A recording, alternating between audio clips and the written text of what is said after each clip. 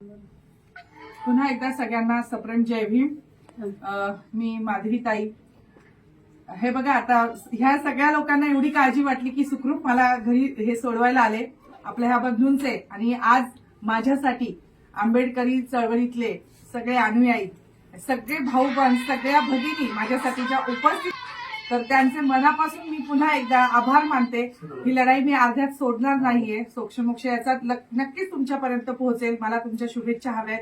आणि मी अगदी खरं सांगते, तुमच्या सगळ्यांची काळजी माझ्या लक्षात आली म्हणून मला वाटलं आम्ही सुखरूप घरी पोहोचलो आहे. आज ज्या ज्या मीडियाने, ज्या ज्या राजकीय नेते, कार्यकर्ते, त्यांचे सदस्य आणि इतर आंबेडकरांवर प्रेम करणारे दुरून दुरून आलेली सगळी मंडळी, आणखी आणि मला माहिती नव्हतं की बाबासाहेबांवर म्हणजे एवढं जिवंत प्रेम करणारा आपला समाज आहे.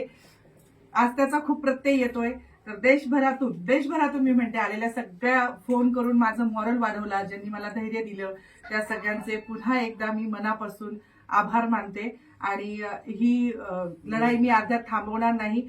एकतर मी काहीतरी घेऊन झेंडा फडकावेल, नाहीतर अपयश मी स्वीकारलं तर मी तुम्हाला परत तोंड दाखवणार नाही. परंतु मी ह्याला लढायला मी समर्थ राहील आणि आपल्या पाठिंब्याची अशीच अपेक्षा करते. आणि तुमच्या सगळ्यांचे मनापासून मी आभार मानते. 2 मिनिटं.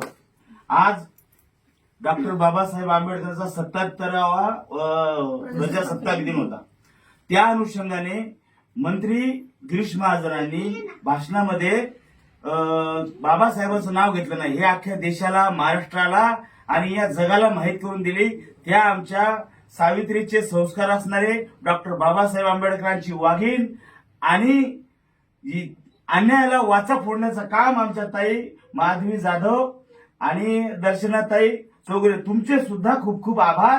का वर्धीमध्ये आज सुद्धा आपण एखाद्या ऑफिसमध्ये गेलो तर ते लाजतात. त्यांना असं वाटतं, त्यांचा गैरसमज आहे का आमची नोकरी जाईल आणि इतके घाबरतात. पण त्या न घाबरण्याला फाटा येणारे जर तुम्ही कोणी असाल तर तुम्ही दोघी, तुम्हाला सुद्धा मानाचा जय भीम. आज प्रामुख्याने आज बहुजन समाज पार्टीचे जिल्हाध्यक्ष अरुणदादा काळे असतील, आमच्या ताई पूनमताई सुनवणे असतील, आमचे शिंदे सर असतील, आणि समाजातला प्रत्येक व्यक्ती असेल, मग तो कोणत्याही पक्षाचा असू द्या, राजकीय कार्यकर्ता असू द्या, सामाजिक कार्यकर्ता असू द्या, ते त्यांनी येऊन खरंच बळ दिलं आणि तुम्ही लढल्या. त्याबद्दल परत तुमचं हार्दिक स्वागत. जय भीम, जय शिवराय. धन्यवाद.